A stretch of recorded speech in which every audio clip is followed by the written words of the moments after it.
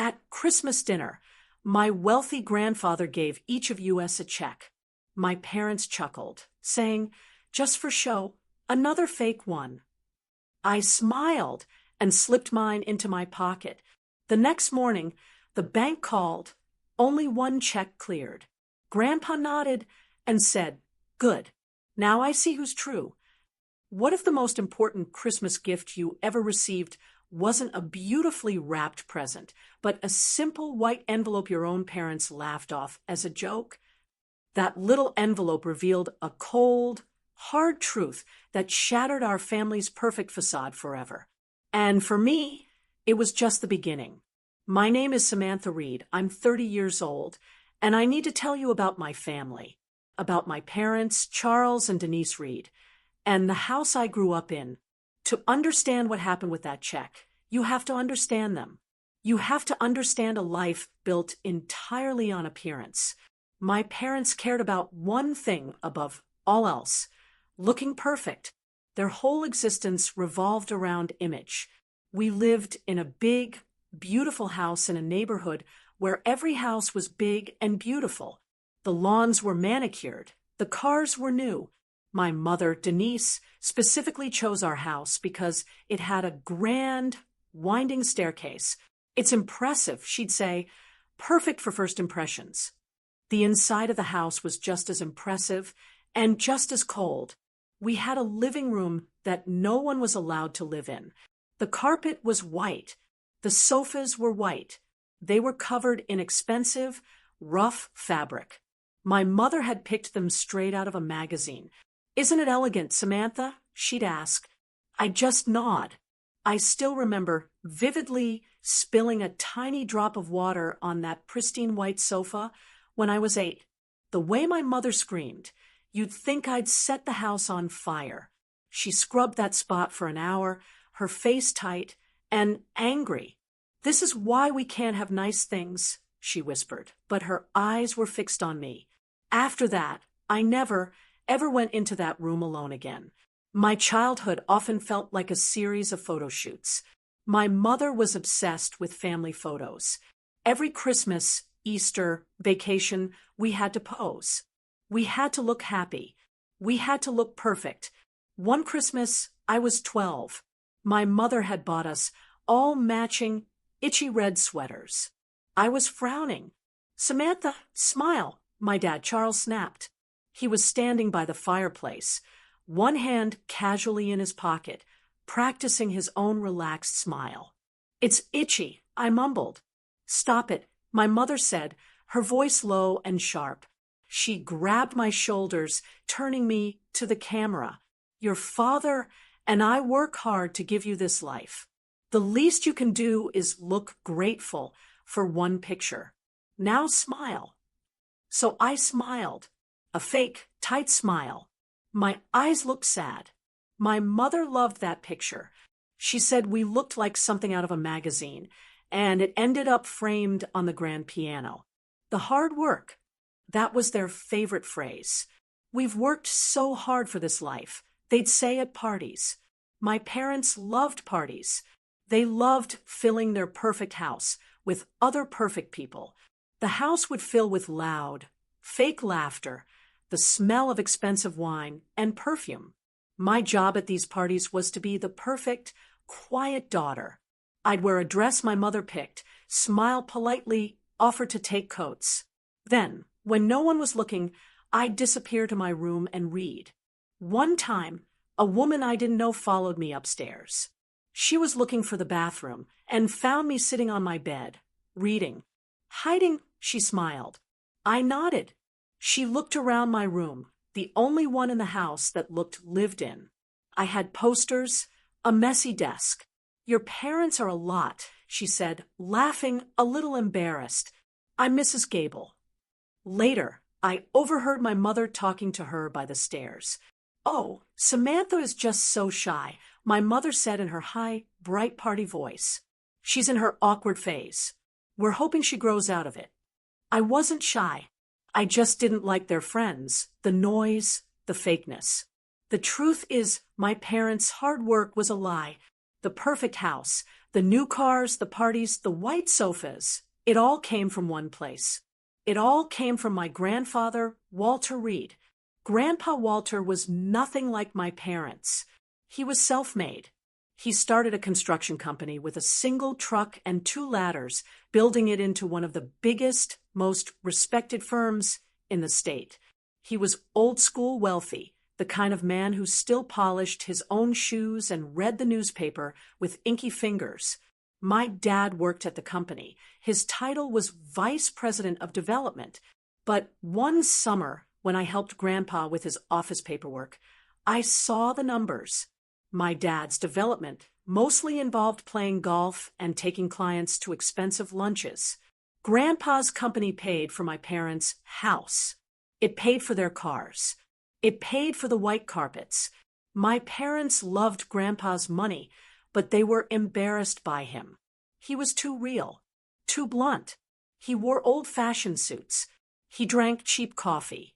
I remember at one party, a man was talking to my father about stocks. Grandpa walked up. "You don't invest in stocks, Walter." The man said, laughing. "No," Grandpa said, his voice deep and steady. "I invest in steel and concrete, and people who show up on time. Things you can touch." The man looked confused. My father's face turned red. He quickly changed the subject. "More wine? Anyone?" Later that night, I heard my parents arguing in their bedroom. "He humiliated me, Denise," my father said, talking about steel and concrete like a common laborer. "I know, Charles, I know," my mother said, her voice tired. "He just doesn't understand. He's from a different time." They loved showing him off. My father, the one who built this city, my dad would say, putting an arm around Grandpa for a photo. But they never loved his values. They never listened to him. They saw him as their own personal bank. A bank that was old and a little fussy, but would always give them money. They never thought the bank would close. To my parents, I was a failure, their greatest disappointment. Not something they said out loud, of course. They were too polite for that. They used other words. "Samantha is just finding her way. She's creative. She's wasting her potential." That was their favorite phrase, wasting her potential. My parents' definition of success was very narrow. It meant a big house in their neighborhood. It meant a real job, like a doctor, a lawyer, or a vice president of development. It meant marrying someone who also had a real job and a big house. I had none of those things. I lived in a 1-bedroom apartment in Portland. It was small. The floorboards creaked. The kitchen was tiny. My parents hated it. "It's so small," my mother said the first time she visited. She looked at my old, comfortable sofa like it was diseased. "And the neighborhood, Samantha, do you feel safe here?" "I love it, Mom," I said, and I did. My apartment was mine. The walls were painted a warm, soft yellow. My design sketches and favorite paintings were pinned up everywhere. My bookshelves were overflowing. It was a space for living, not for showing off. It was messy. It was comfortable. It was real. My job was the other problem. I was a freelance interior designer. A decorator? My father scoffed when I told him. "A designer, Dad." I corrected. I helped people make their homes functional and beautiful. "There's no money in paint swatches, Sam," he'd say, shaking his head. "It's a hobby. You wasted a college degree on a hobby. You should have gone to law school." I almost went to law school. They pushed me so hard. "A law degree is so respectable," my mother said. "Think of the potential." I was miserable. I was crying one night trying to study for the entrance exam when Grandpa Walter called. "You sound terrible," he said. "I'm fine, Grandpa." "No, you're not. You sound like you're swallowing rocks." "What is it?" So I told him. I told him I didn't want to be a lawyer. I told him I wanted to make things. I wanted to work with color and light and space. I wanted to help people. He was quiet for a long time. I thought he was angry, too. All right, he finally said, "Come over on Saturday. Wear old clothes." When I got to his house, he didn't take me to the living room. He took me to his workshop in the garage. It was a big, dusty space that smelled like sawdust and oil. He pointed to a pile of old wood in the corner. "I need a table for my entryway," he said. "Let's build one." We spent the whole weekend in that garage. He didn't just tell me what to do. He taught me. He taught me how to measure, how to cut. He taught me about different kinds of wood, about wood grain, about joints. "It's not about the paint, Sam," he said, running his hand over a piece of smooth, sanded oak. "The paint is the easy part. It's about the bones, the foundation. If the joints are weak, the table will fall. Doesn't matter how pretty the paint is." My hands were sore. I had blisters. I had sawdust in my hair. I had never been happier. When we were done, we had a small, simple, beautiful table. It was strong. "That's real work, Sam," he said, putting a heavy hand on my shoulder. "Honest work. Don't you ever let anyone tell you different." I still have that table. It's in my tiny apartment. I put my keys on it every day. It's the most valuable thing I own. Grandpa Walter was the only one who understood. He was the only one who asked about my work, not my salary. He would call me, "What problem are you solving today, Sam?" I would tell him about a small apartment with no storage or a new family with no money for a nursery. "And what did you do?" he would ask. I'd tell him my ideas. "I'm building a bench with storage underneath, and I'm painting the walls a color that will make the room feel bigger." "Good," he'd grunt. "Smart. Honest. That's my girl." He was the only one who saw me. My parents saw my wasted potential. Grandpa saw my work. He had a saying. I heard him say it a lot, usually after he'd seen someone being rude or flashy or fake. He'd watch them, his eyes sharp. Then he'd look at me and say, "Money doesn't test people, Sam. Gratitude does." I didn't really know what he meant. I thought it was just one of his grandpa's sayings. "What do you mean, Grandpa?" I asked him once. We were at a diner. He had just left a 50% tip for the exhausted waitress. "You watch how people treat those they don't need," he said, sipping his black coffee. "You watch how they say thank you. You watch if they mean it. A person can have all the money in the world, but if they aren't grateful, they're poor. They're just an empty room." I nodded. I thought I understood. I didn't. Not really. I never realized that all those years he wasn't just teaching me. He was watching me, and he was watching my parents. He always said, "Money doesn't test people. Gratitude does." I just never realized that our Christmas dinner, that was the final test. The room smelled like pine and roasted duck. It was Christmas dinner at my parents' house, of course. My mother had been planning the menu for weeks. The table was perfect. A long, dark wood table, polished until it shined like a mirror. It was set with her best china, plates with thin gold leaf edges. The crystal glasses caught the candlelight and threw little rainbows on the white walls. The centerpiece was huge, a mountain of pine boughs, silver balls, and red berries. It was so big, I could barely see my dad sitting across from me. The atmosphere was stiff. Christmas with my parents wasn't fun. It was a performance. My mother, Denise, was wearing a red silk dress. Her hair was perfect, but her smile was tight. She was worried. "Charles, do you think the duck is too dry?" she whispered to my dad. "It's fine, Denise." "Everything is fine," he said, but he wasn't looking at her. He was checking his phone under the table, probably checking the stock market. "I just want everything to be perfect for your father," she said. Grandpa Walter was sitting at the head of the table. He looked small in the huge high-back chair. He was wearing an old, dark green wool sweater. It was clean, but it was old. I could see my mother looking at it. I knew she was thinking it was inappropriate for her perfect Christmas table. I was just trying to be invisible. I was wearing a simple black dress. I was sipping my water. I was counting the minutes until I could go home to my small, quiet apartment. The conversation was all about my parents. Our trip to Aspen was just divine, my mother said to Grandpa. We're thinking of buying a small place there. Oh, Grandpa said.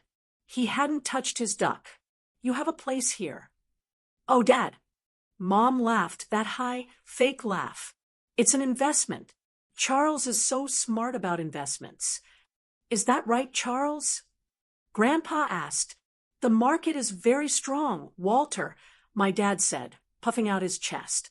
You have to know when to move. I watched Grandpa. He just nodded slowly. He took a bite of duck. He chewed. He looked tired. After the main course, my mother cleared the plates. She brought out a fancy dessert, something with chocolate and gold flakes on top. Then Grandpa cleared his throat. It was quiet, but in that big, silent room, it sounded like a drum. I have something for you, he said. My parents stopped. They looked at him. He reached into his pocket and pulled out 3 plain, white, business-sized envelopes. He slid one across the table to my dad. He slid one over to my mom. And he slid one down the table to me. A little Christmas gift for each of you, he said, his voice quiet. My parents looked at each other, and then they laughed. My mother, Denise, laughed first. It was her high, tinkling party laugh. Oh, Dad, she said, picking up the envelope but not opening it. You're still playing Santa. Huh? This is so cute. She fanned herself with the envelope. What is it this year? A check for $1 million. I love yous. My dad, Charles, chuckled. He smirked. He picked up his envelope, tapped it on the table. The man loves his jokes, he said. He looked at me. Just play along, Sam. He loves it. He didn't open his either. He just set it next to his wine glass like it was a napkin. I didn't laugh. I looked at Grandpa, and he was looking at me. His eyes. I will never forget his eyes. They weren't twinkling. They weren't happy. They were sad. Deeply, profoundly sad. He looked exhausted. He watched my mother laugh at his gift. He watched my father dismiss it. Then his eyes found mine. I picked up my envelope. Thank you, Grandpa, I said. My voice was quiet. He held my gaze. And just for a second, he nodded. A tiny, almost invisible nod. And before he looked away, he said something so softly that my parents didn't hear. Keep it safe. My heart did a strange, tight little flip. Keep it safe. What did that mean? I held the envelope in my lap. It felt heavy. It felt important. My mother had already forgotten hers. She had put it on the sideboard next to a stack of dirty dessert plates. She was already talking about her plans for a New Year's Eve party. My dad had tucked his into his suit jacket pocket, probably without even thinking, like you'd pocket a business card you were planning to throw away. The joke was over. The performance continued. I slipped my envelope into my coat pocket.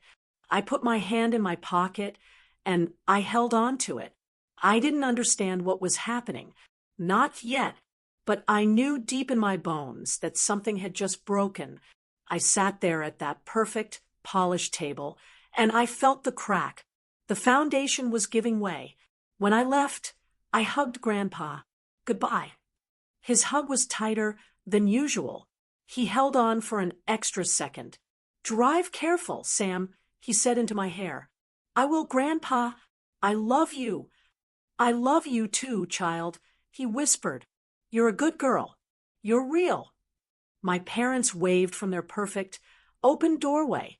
The light from their chandeliers spilled out onto the perfect lawn. Merry Christmas, my mother called. Don't forget to call your aunt.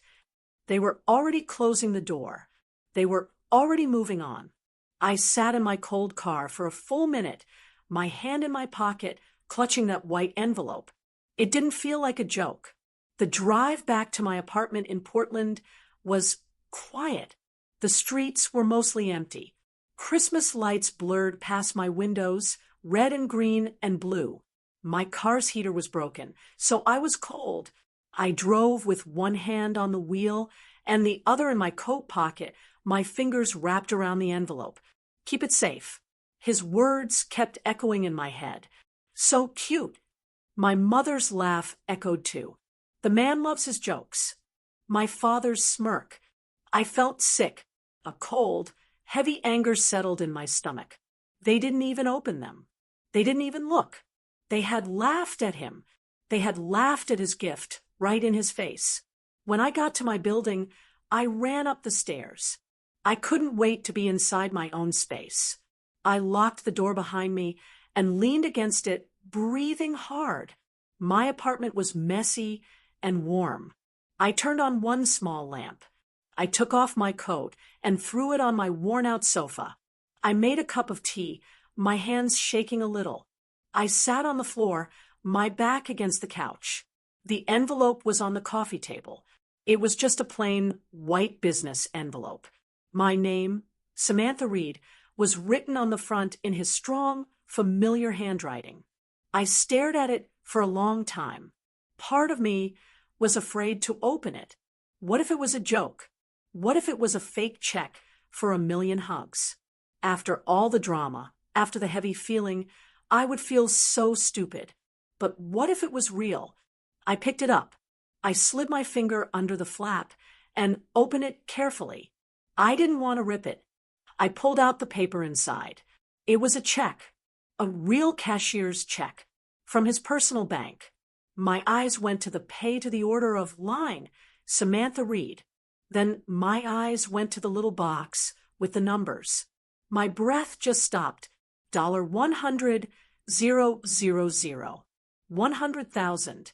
I read it again and again. The signature at the bottom was his, Walter Reed. It was real. I sat there on my floor in my tiny apartment, and I just stared. My chest felt tight. I think I was supposed to be happy. I think I was supposed to be excited. I should have been jumping up and down. I'm rich, right? I didn't feel any of that. I felt heavy. I felt an incredible, crushing weight. This wasn't a gift. This was a statement. This was a test. And my parents had failed. He had given them the same envelope, the same chance. And they had laughed.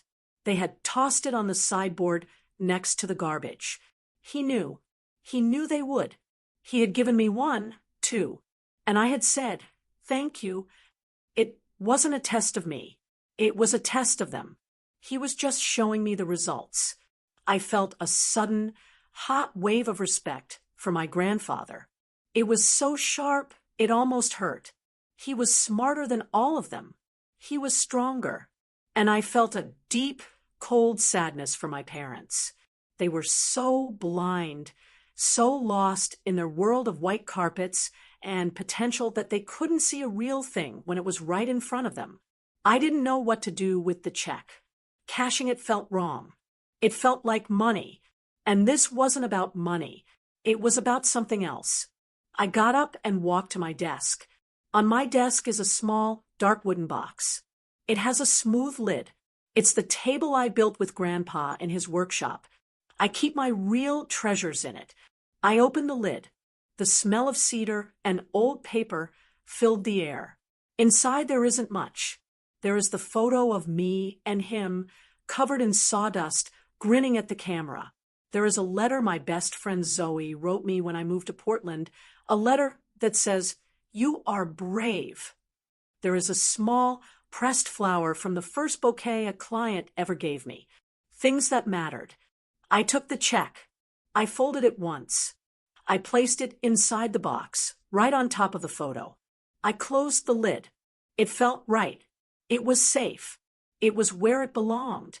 It was a symbol of respect. It was proof that he saw me. I didn't sleep that night.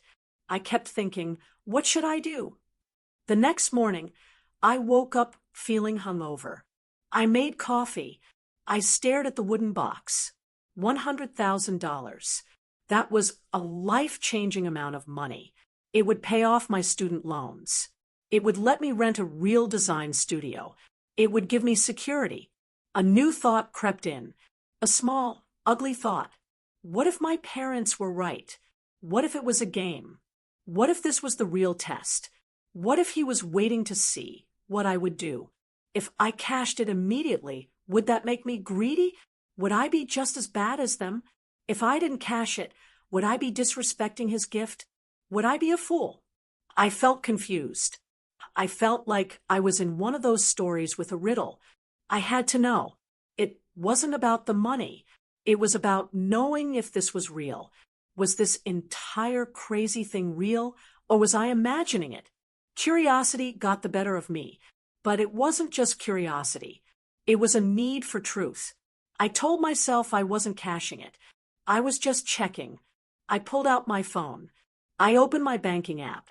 My hands were shaking so hard I could barely log in. I took the check out of the box. I felt like I was doing something wrong, like I was betraying it. I laid it flat on the table. Mobile deposit. I took a picture of the front. My hand was shaking. The picture was blurry. I took it again. I took a picture of the back. For mobile deposit only. The app spun for a moment. Deposit submitted $4,100,000.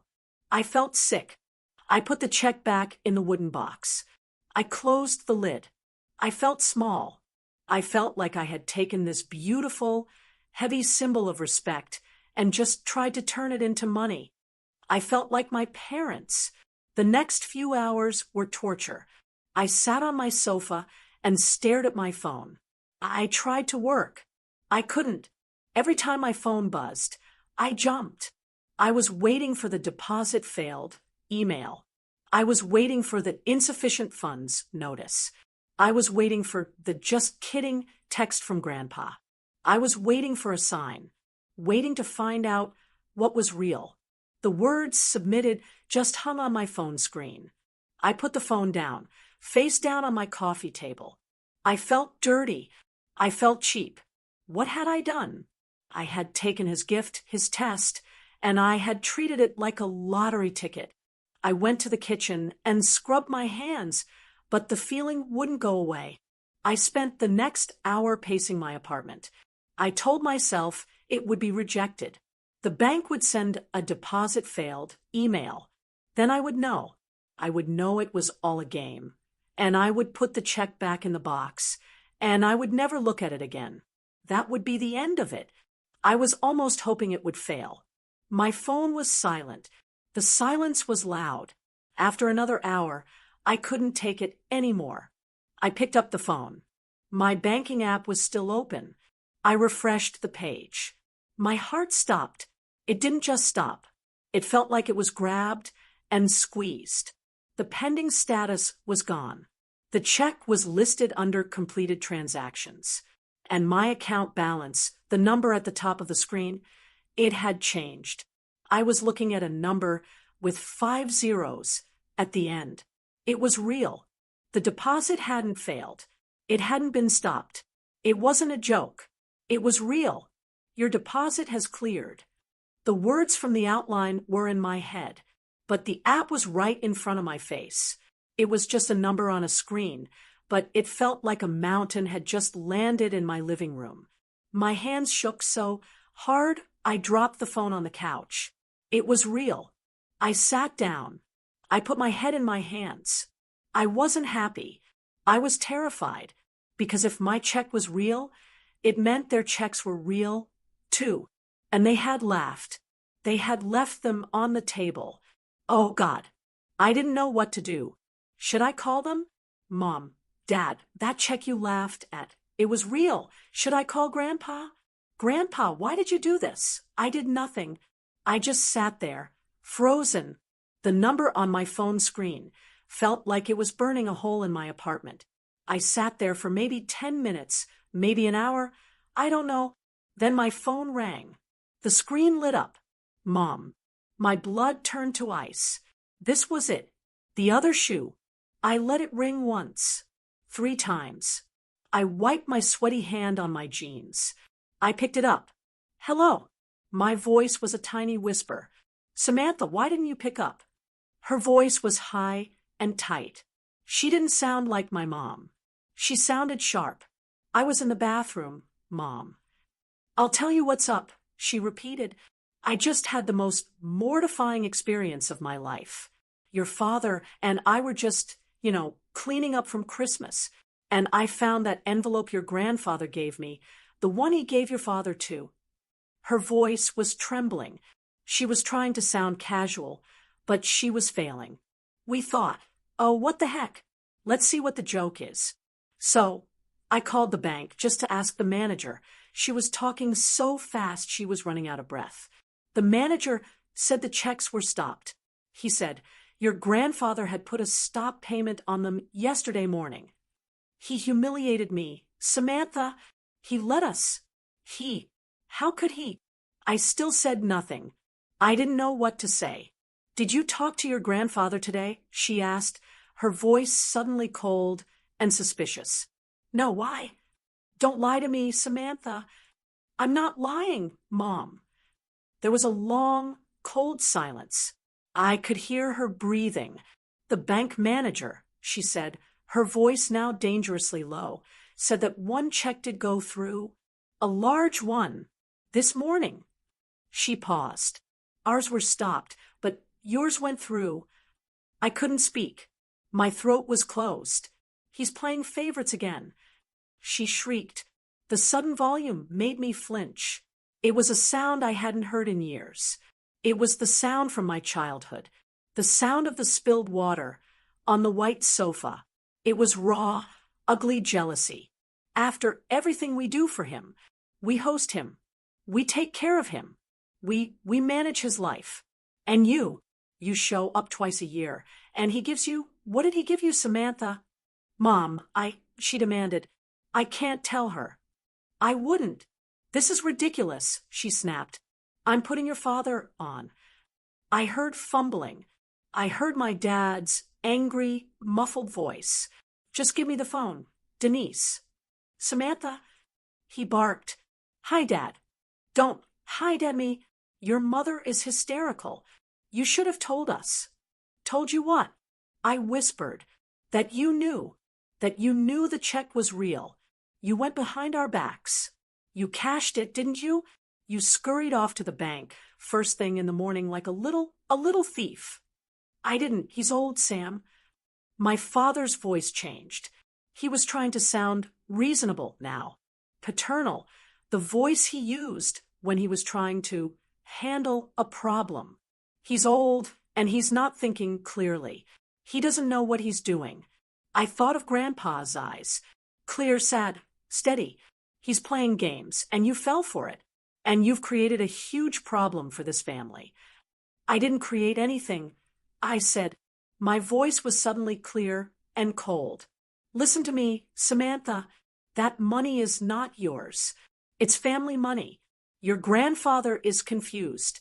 You need to come here, and we are going to sort this out. We will put the money into a joint account. We will manage it for you. It's the only fair thing to do. You don't understand finances. You just waste it on your hobby. It's not a hobby, I said. This is not up for debate. He shouted. You have put this family in a terrible position. You should have told us. You laughed at it, I said, the words finally coming out. You didn't even open it. You called it a joke. There was a long, terrible silence. I had said the truth, the one thing they couldn't argue with. My father's voice, when it came back, was flat and cold, colder than I had ever heard it. He's an old, senile man, Samantha, and you are a very, very foolish girl. He hung up. I sat there, the phone still pressed to my ear. The dial tone buzzed. Asterisk, he's old. He doesn't know what he's doing.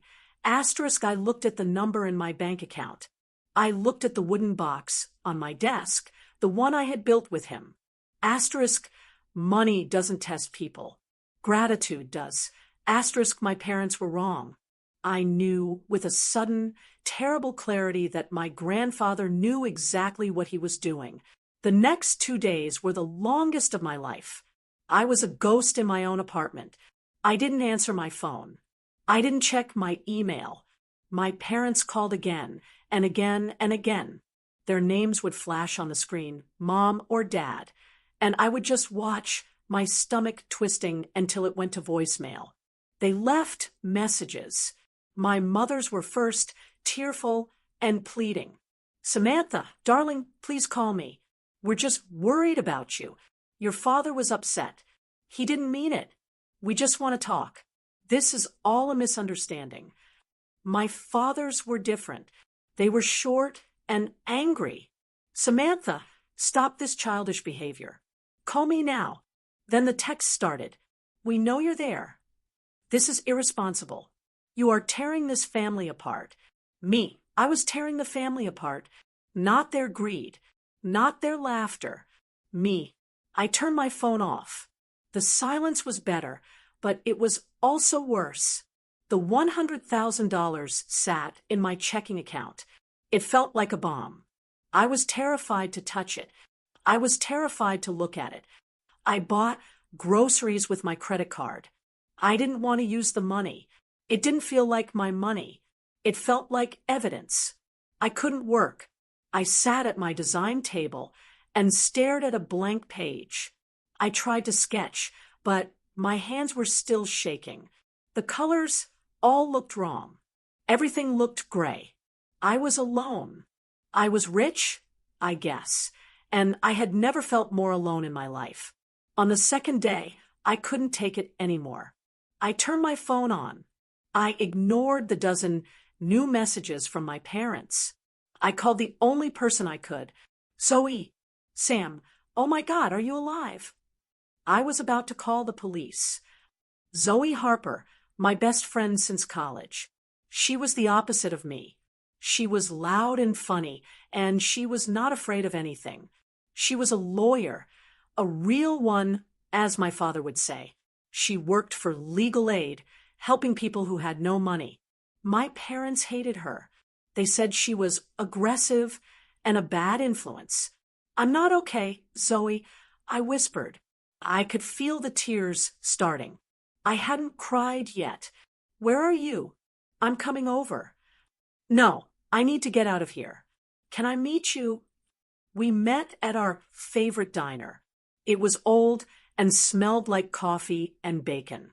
I sat in a booth in the back, my hands wrapped around a hot mug of tea. Zoe slid in across from me. Her sharp, dark eyes scanned my face. Okay, she said. All business. You look like hell. Start from the top. What did they do? So I told her. I told her everything. The dinner, the laughter, the pretend check. My parents' disgust. Grandpa's sad eyes, his words. Keep it safe. Zoe just listened, her face getting tighter and tighter. Then I told her about the next morning. The deposit, the number. Zoe's eyes went wide. $100,000. Sam. Shoo, I said, looking around. Holy, she whispered. Then I told her about the phone calls, my mother's mortifying experience, the stopped checks, my father's, you're a foolish girl. When I was done, I was crying, just quiet, tired tears rolling down my face. Zoe was silent. She was staring at her coffee cup. Zoe, don't. She looked up. Her face was not sad. It was furious. Zoe, I'm going to kill them, she said, her voice a low growl. I am. I'm a lawyer. I can find a way to make it legal. You are tearing this family apart. They are not a family, Sam. They are a corporation, and you just messed with their bottom line. It's not funny, Zoe. I'm not laughing, she said. I am furious. They've been treating you like this your entire life, like you're the broken, weird one just because you're decent. And now your grandpa finally calls them on it. He finally shows you what you're worth, and they call you a thief for being grateful. I don't know what to do, I whispered. I'm so scared. Scared of what? Them, Sam? They can't do anything. It's your name on the check. It's in your account. It's your money. Game over. It's not about the money, I said, a little too loud. It's him. It's Grandpa. What did I just do? Did I just get him in trouble? Is he okay? What if my dad is right? What if he's senile? Zoe's face softened. She reached across the table and grabbed my hand. Her hand was warm and strong. Sam, look at me. Your grandfather is a genius.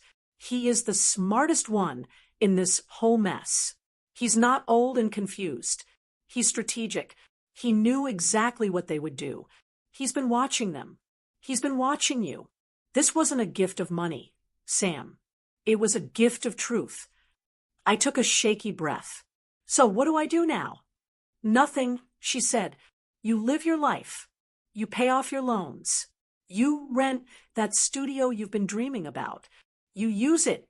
That's the best thank you can give him. And you block your parents' numbers. I can't do that. Okay, fine, she sighed. Baby steps. Just wait. Wait for the next move. I drove home, feeling not better, but stronger. Zoe had put some steel in my spine. Asterisk, he's a genius. It was a gift of truth. Asterisk, I got to my apartment. I checked my mailbox, and there it was. It wasn't a business envelope. It was thick, heavy cream-colored cardstock. My name, Samantha, was written on the front in my grandfather's handwriting, that strong, clear, old-fashioned script. My heart was back in my throat. This was it. I went upstairs, my keys shaking in my hand. I sat on my sofa. I opened it. There was no letter, no explanation, just a single card as thick as the envelope. It was printed, not handwritten. Dinner, Saturday, 7:00 p.m. Underneath was the address of his house. Not my parents' house. His house. That was it. My blood ran cold. This was the next move. This was the showdown. I called Zoe. He invited me to dinner. I said, Saturday. Okay, she said, her voice cautious. Just you? I think so. It just has the time and place. So what? Zoe said, her voice getting that lawyer-like edge. You think he's about to confront them? Is he going to have them there? Is this an ambush? I looked at the simple, elegant card. Dinner, Saturday, 7 p.m. I thought about the stop checks. I thought about the $100,000 in my bank account. I thought about the decades of watching and listening and testing. A calm, cold, sad feeling settled over me. No, Zoe, I said quietly, staring at the card. I don't think he's about to confront them. I think he already did. Then what? I think the test is over. This is him announcing the results. The drive to my grandfather's house on Saturday night was the loneliest drive of my life. My little car felt small on the wide, dark roads that led to his neighborhood. My parents lived in a new, flashy neighborhood. Grandpa lived in the old, original wealthy part of town. His house wasn't a modern white and glass box like my parents'. It was a 30-year-old brick house, solid and timeless and real. It was set back from the road, hidden by old, huge oak trees. I parked my car behind a row of other, much more expensive cars. I recognized my parents' silver Mercedes. My stomach dropped. They were here. This wasn't just announcing the results. This was an execution. And I didn't know if I was the guest of honor or the main course. I walked to the front door. I could hear my heart beating in my ears. I thought about turning around. I thought about getting in my car, driving back to Portland, and never speaking to any of them again. But I thought of Grandpa. His sad eyes. Keep it safe. I had to see this through. I rang the doorbell. The door opened almost immediately. It wasn't Grandpa. It was his housekeeper, Maria. She had worked for him for as long as I could remember. She smiled at me, a warm, genuine smile. Samantha, he is waiting for you in the study. Are my parents here? I whispered. Maria's smile faded. "They are in the dining room," she said, and her tone told me everything. She led me down the hall. My parents' house was all white walls and bright, harsh lights. Grandpa's house was warm. The walls were lined with books. The floors were dark wood covered in old, beautiful rugs. It smelled like old books and wood polish and the faint, sweet smell of his pipe tobacco. It smelled like home. She opened the doors to the study. Grandpa Walter was sitting behind his huge, dark desk. He wasn't working. He was just sitting there, his hands folded, waiting for me. "Hello, Samantha," he said. His voice was calm. "Grandpa," I said. I wanted to run to him. I wanted to cry. I wanted to ask him a million questions. I just stood there. "You look nervous," he said. "I am." "Don't be," he said. "You've done nothing wrong. Sit down." I sat in the big leather chair across from his desk. He looked at me, his eyes clear and sharp. "You got my invitation?" I nodded. "They're here, aren't they?" "Yes," he said. "They are. Now, before we go in there, I want you to know something. What happens in that room tonight has nothing to do with you. It is not your fault. It is not your problem. This is between me and them. It has been for 30 years. Your only job tonight is to be quiet and to be real. Can you do that? Be real. Just be yourself, Sam. That's all you've ever been. It's all I've ever asked." He stood up. He was an old man, but he stood up straight. He looked powerful. He was wearing a dark suit, not his usual old sweater. "Let's go to dinner," he said. He put his hand on my back, and we walked out of the study. We walked down the hall to the dining room. I felt like I was walking into a bad dream. My parents were standing by the fireplace. They were not talking. My mother, Denise, was wearing a black dress that was too expensive. Her smile was stiff. It was stretched so tight, I thought her face would crack. Her eyes were red. My father, Charles, was standing with his hands in his pockets, staring into the unlit fireplace. His face was tight with anger. It was a dark, blotchy red. They both turned when we walked in. My mother's eyes flew to me. Her smile wobbled. "Samantha, you came?" She looked at Grandpa. "Dad, this is a surprise." "Is it?" Grandpa said, his voice calm. He walked to the head of the table. "Please sit." My parents sat on one side. I sat on the other, alone. Grandpa stayed standing at the head of the table. He wasn't carrying a platter of food. He was carrying a thin folder, a legal folder made of beige cardstock. He set it on the table in front of him. The sound was soft, but it echoed in the silence. "You'll each find your name on these papers," he said. He didn't look at the folder. He looked at my parents. My mother's voice cracked. She burst into tears. They weren't sad tears. They were angry, frustrated tears. "You humiliated us, Dad," she cried, her voice rising. "You stopped our checks. You made us look like fools after all we've done for you. What have you done for me, Denise?" Grandpa asked. His voice was still quiet, still calm. It cut through her sobs like a knife. She stopped. I did stop the checks," Grandpa said, nodding calmly. "I did." He looked at my mother.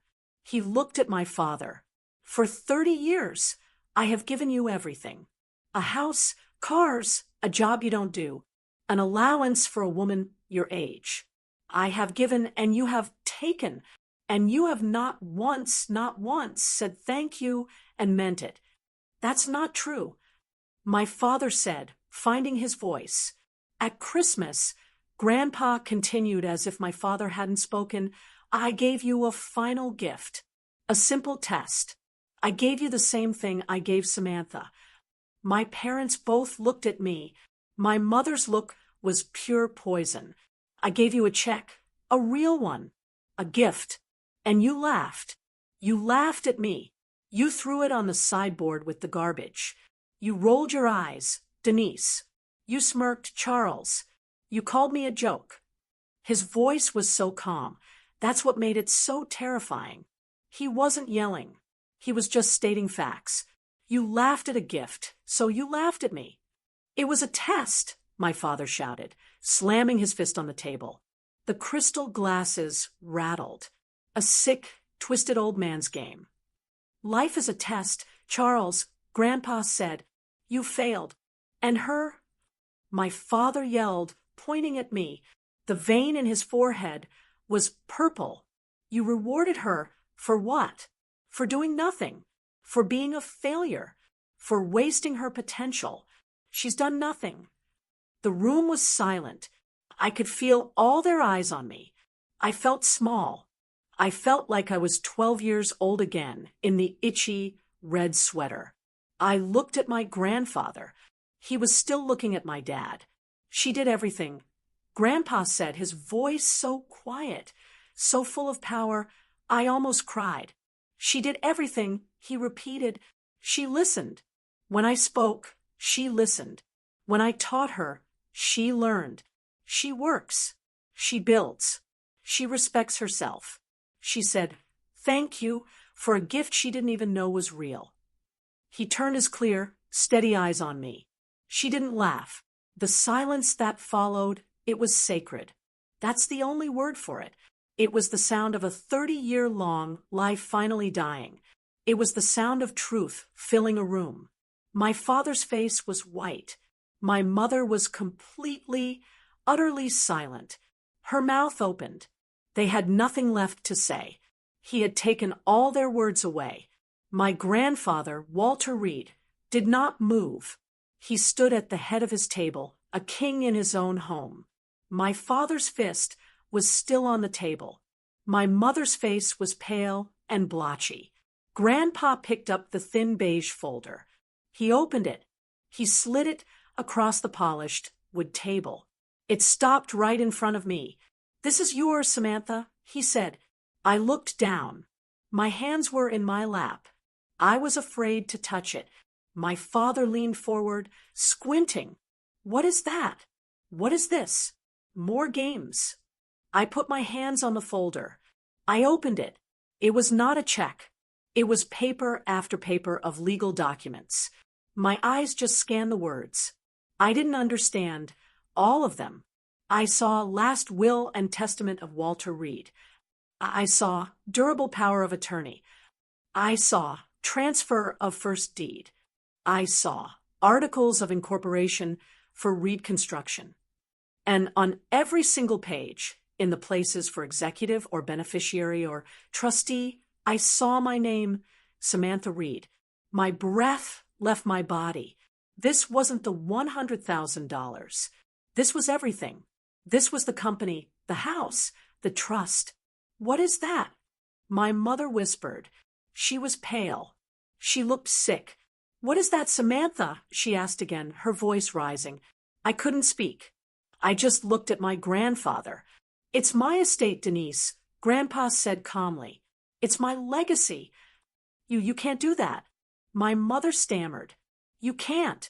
Charles is your son. He's the vice president. It's his. Charles has a title, Grandpa said. He does not have the job. He has never done the job. He has a salary, which I have paid. You can't do this. My father roared. He stood up, his chair scraping violently on the wood floor. I'm your son. She's a child. She doesn't know anything. She knows how to work, Grandpa said. She knows how to listen. She knows how to build. This is illegal. My father yelled. You're old. You're senile. She tricked you. She manipulated you. He was looking around the room, desperate, like he was looking for someone to agree with him. You're not well, Dad. You're sick. You need help. We're going to get you help. My mother caught on. Yes, Dad. You're not thinking clearly. This test, it's not normal. We're worried about you. They were trying to take his power. They were trying to call him crazy. I watched horrified as they tried to turn this on him. Grandpa just watched them. He let them talk. He let my father rant. He let my mother cry her fake, worried tears. He let the silence stretch out after they were done, after they had said all the ugly, desperate things. My father was breathing hard, his suit jacket bunched up. My mother was dabbing her eyes with a napkin, her face a mask of concern. Grandpa waited. Then he spoke, and his voice was not the voice of a senile old man. It was the voice of the man who built a company from a single truck. It was steel. I am not sick, Charles. I am not confused, Denise. I have never seen more clearly in my entire life. He looked at my father.